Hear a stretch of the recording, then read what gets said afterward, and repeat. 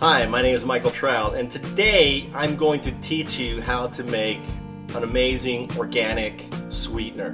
I call it HerbSweetner, and it is a Foundup, and it's a brand that you can launch yourself with the label HerbSweetner simply by buying access to the copyright, the IP, for as little as $1 a month. So if you'd like to start producing and selling HerbSweetner where you are, I will send you the seeds to get you going.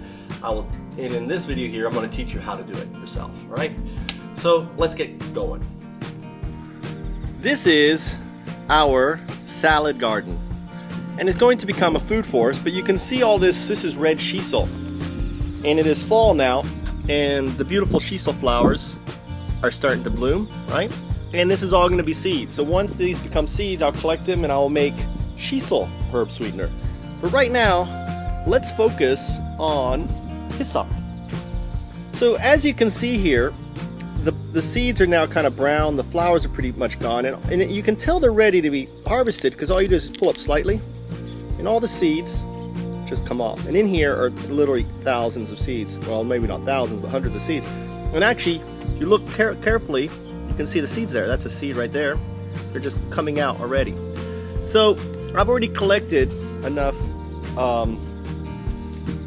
hyssop. So what I'm going to do now is actually just cut the plants.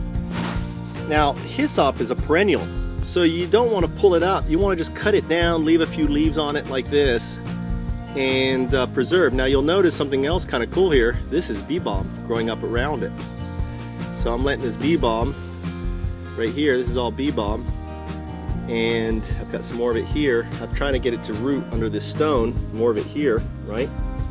Coming up here, this is bee balm. I love bee balm. So bee balm is one of my favorite herbs. It's like natural cold medicine. And I'd love to get tons of bee balm growing in my garden. So, anyway. So by cutting it back like this, you're actually helping to ensure that next year, this hyssop is going to grow back. Now, something you can do is once you collect your hyssop, what I recommend is you're going to defoil it, somewhere on like a concrete drive. The reason why is as these seeds come out, and that's a little bit of a windy day today, but these seeds are going to blow around, or maybe if it's not so windy, you can actually sweep them up, right? All you need is a broom, right, to sweep up the leaves. And I can even see here, these are seeds right here. These are little bee balm, hyssop seeds. Just by shaking, look at all of these seeds. Those are all hyssop seeds. And I can sweep them up and collect them and just throw them. Whoop, there's a frog. Get out of the way. You pee-peed. That's frog pee-pee there. See? Sweep up the seeds here and then throw them out into the yard. Maybe they'll grow. But I'm very conscious about collecting seeds. So there is the hyssop. Now that I'm going to defoil, and I'll show you what I do there. Alright, so here I am defoiling. So the thing with hyssop, you'll notice has lots of little branches coming off it. So what you're going to have to do is just break off the branch. They come off really easy, right? The side branches like this. Okay? So you have the main stem like this. And what you can do is just pull down. And under here I have a basket. I'm using this shopping basket, my favorite shopping basket, to go there. I have one side here. This is stems. And I have another thing here, a little bucket for grabbing seeds. And I've got my little mesh here. So you can kind of watch me what I do here. Then grab each stem at a time, right? Now what you can do is just grab the top of the seeds, drop them in your seed bucket, boom, like this. And you can kind of get going with it. If it's got lots of purple on this, I just go ahead and break it off and drop it in there because those seeds are probably not ready. And ultimately, see, it's lots of purple on it. There's probably a lot of goodness in there, so just break it off, pull it off like this. And pretty much that becomes your system. It's kind of like fishing. Right? Just pull it off, and it's just dropping in the bucket. And that's what I'm doing. Right, so here's a new branch. Pull off the branch, slide it down, This one has got good seeds on it, and all I do is I just pull. Look at that, the seeds come right off. They're right in my hand. And drop them in the bucket, and there's the there. So it's pretty straightforward. I mean, it's a little time consuming. This is the most time consuming part. Defoil. Now you may say, well, why don't you dry it out? Well, when you dry it out, what happens is it becomes kind of stringy. I'm trying to find one. Well, here's one here, right? So this is what it looks like when it's dried out. And it's a little bit harder to handle. Like, you know, yeah, I guess you can pull it off, but it's a little bit more stringy to it. And it's not as pretty, you know, it's a little bit more hard. It doesn't want to see it breaks. So it's better to defoil when the plant is alive than to defoil when the plant is dead, unless you're going to really dry it out, and then you can just kind of squeeze it and let all the leaves kind of just fall off and collect the leaves that way. So here's like a good piece. So I would break off kind of like these larger pieces here, right? And then there's this piece here, this piece here. I got those are the sides, and then I can just hold the top here. Go right down, pull the stem, and break it off. And then grab the seeds, one goes in there, here, and then I've got the individual here, the seeds. You know, you can do the seeds first. See here, I got a pretty good kind of system going here, and you can do a pretty good job. Grab those leaves off. It's a little windy today, but you get the idea. Alright, so I'm going to do that, and then we'll go to making.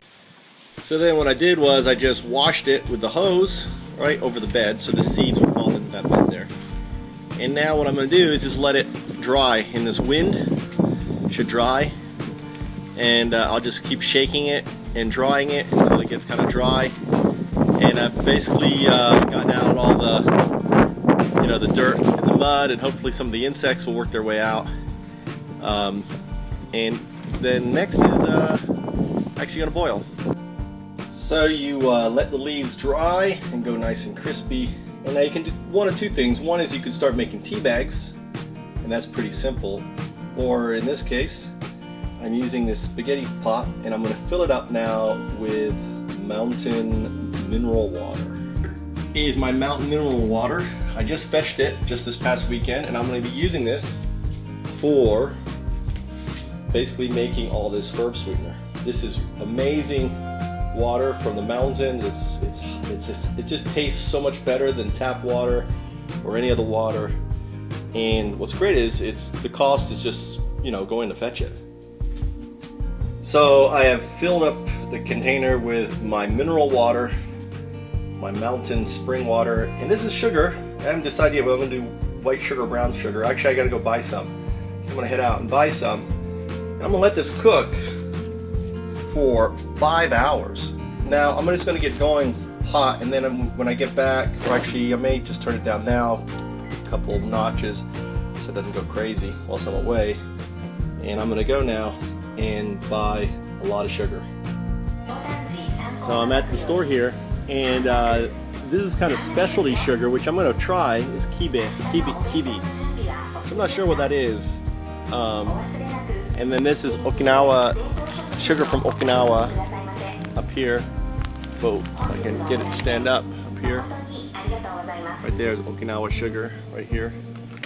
So here's my cart. Today I'm just buying sugar, and I may use for the bee balm, I may use a specialty sugar, and then for other stuff, this is all GMO free. And I may also, I'm going to try this stuff here. Curious how the taste affects the taste. It's a fine, really powdery sugar. So that's what I'm buying today. So that's $40 worth of. That's $40 worth of sugar. So here is my sugar at home. Look at that. $40 worth of sugar. And this is kibi. I'm not sure what that is, but it's Japanese grown, more Japanese grown. And this is more, you know, I believe it's GMO free, but I don't know about pesticides and other things. You just don't know unless you do your own sugar. But you know, I'm excited to try this new sugar, and I'm going to use the expensive sugar for this, which is my bee balm, which I'm making right now. My bee balm herb sweetener. This is part one of a two-part video, and the next part I'm going to show you actually making it and producing it. If you like this video, consider becoming a patron for as little as $1 a month.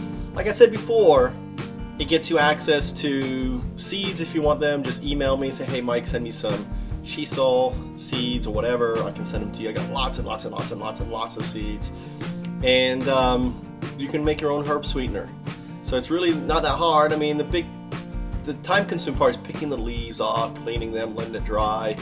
And ultimately, if you have patrons, then you know the $40 that I'm having to spend is covered by patrons, which is thanks for my patrons out there. You're helping me produce, and in exchange, I'm going to turn around and send you some herb sweetener for your support. So consider becoming a patron of Foundups. Consider living a Foundups lifestyle like I do, spending 100% of your time doing Foundups. Foundups are ideas for saving our planet, and we work together. We support each other's Foundups, and we encourage others to do Foundups too. They're kind of like the anti-startup, and they ultimately level up and become something called open corporations or peer-to-peer open corporations that will reinvest 80% of their net profits launching more Foundups. It's a really simple idea. It's an idea that's time's come. If we're going to save our planet, we better change our current insane business model from a selfish model to a selfless one, which is how Foundups is. Thanks a lot. My name is Michael Trout. Appreciate you watching. Look forward to hearing from you via Foundups.com.